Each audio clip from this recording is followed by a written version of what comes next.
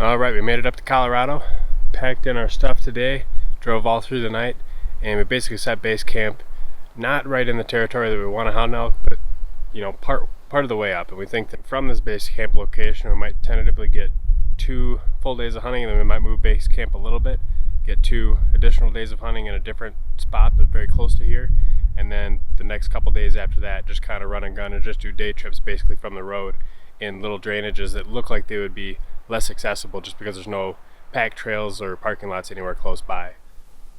So it's about 8 o'clock on our first morning, and this is about the time where Matt and I were gonna meet up after kind of sitting over some of these little pinch point type areas where we had some sign. I want to start working my way over his direction and touch base. See anything? No. A couple hunters. Really? Yeah.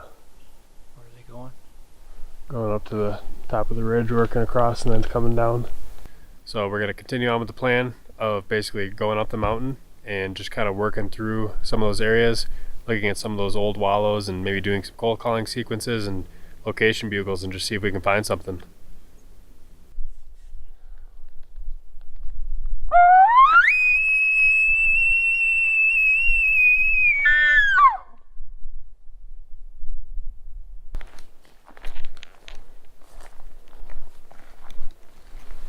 So as we were relaxing here around 1 o'clock, we heard a couple bugles on the next ridge over, and the first one sounded kind of fluty, like it might have been a hunter.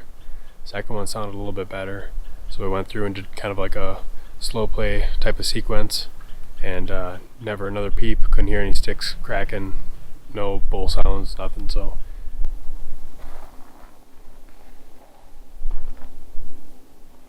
I heard something over there. I thought I heard it sound like a bugle. It sounded like it was maybe that way. You would know better. Should we? Let's go a little bit further than the bugle.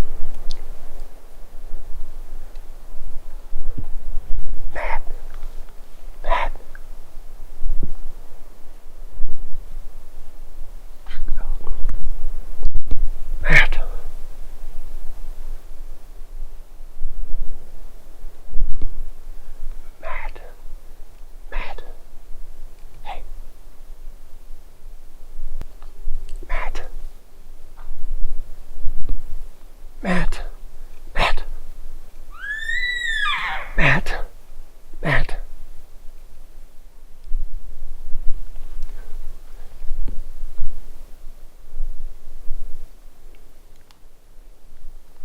He sees him.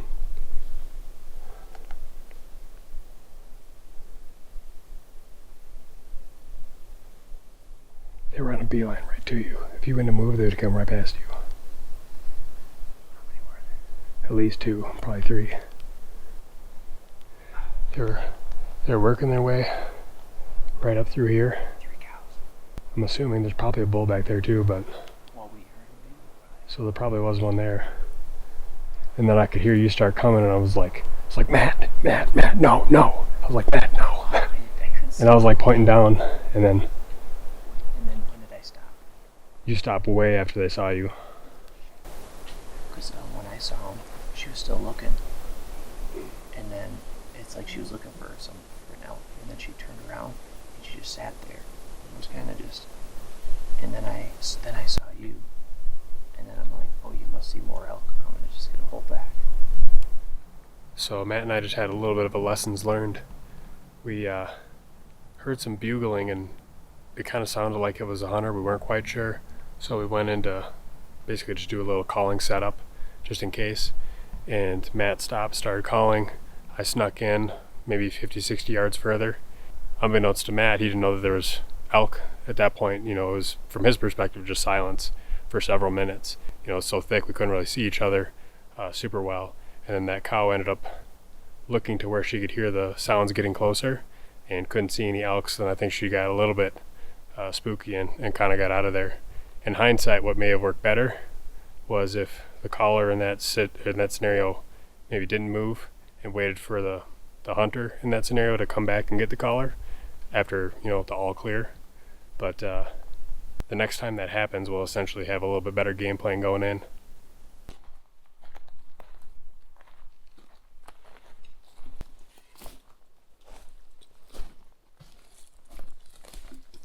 So that'll do it for the full first day.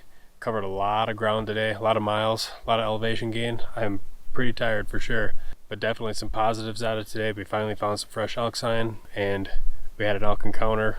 It sounded like there was probably a bull in that group, but we never had confirmation, but for sure there was cows that were coming in. But overall, just a good, fun, enjoyable first day.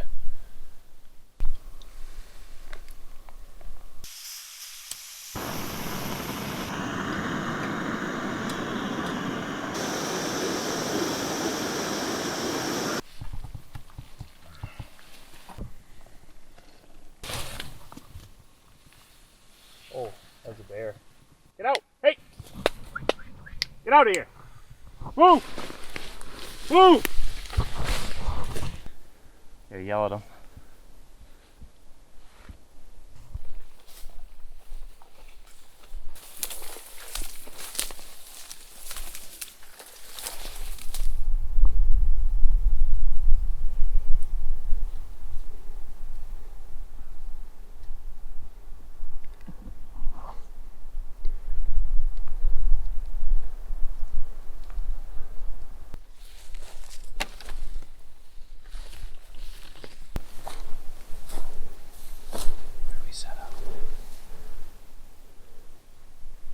Up on this high side for sure. I mean, we know they're listening up from above us. Yeah, like right in here, I'd say.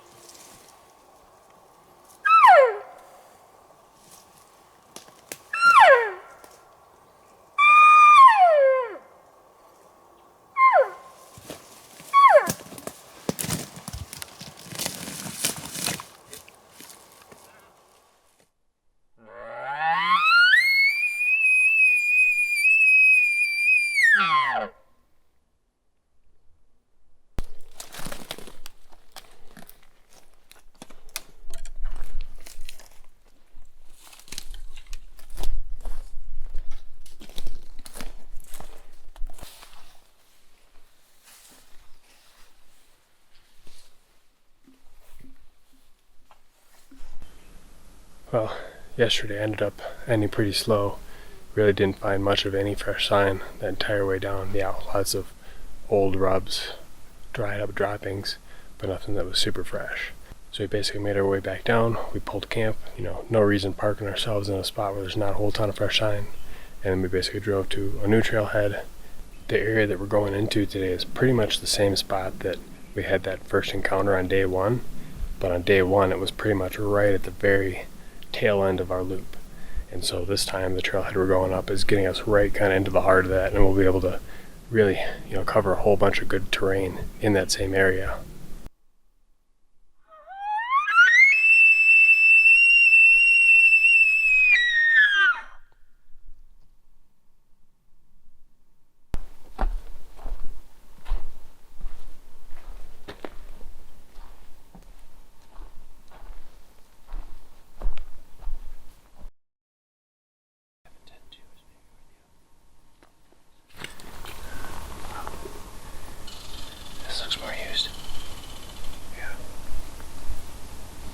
has a sting now.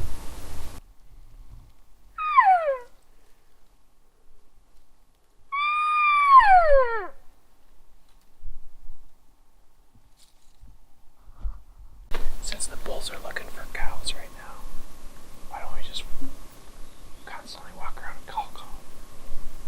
Why wouldn't that work? Like a distressed cow. And then you think you'd fire back and say, hey, get your butt over here. Probably just because a cow call can be heard from like 100 yards away.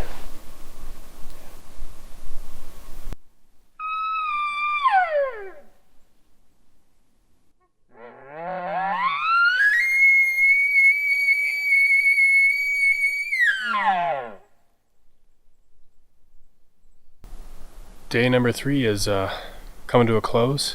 Put on a ton of miles today. According to GPS, current trip of 8.2 miles. Went almost 3,000 feet today, and we're hoping to find more fresh sign than we did. We did find some fresh sign, but not a ton. It was, like a pile of fresh droppings. I think we found 2 of them on the entire day. So tomorrow we're definitely going to drive to a different area, go in for another day trip, see what the sign looks like. If it looks good, we may hunt there 2 days in a row. If not, we already have a plan C picked out to be able to hit after the spot we go to tomorrow.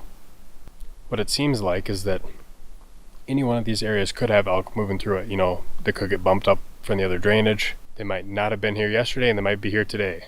It's just one of those things that's really tough to pinpoint exactly when they're going to be there.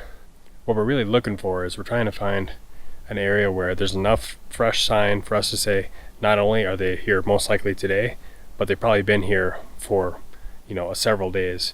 And that's going to give us the confidence that there's probably elk in there right now.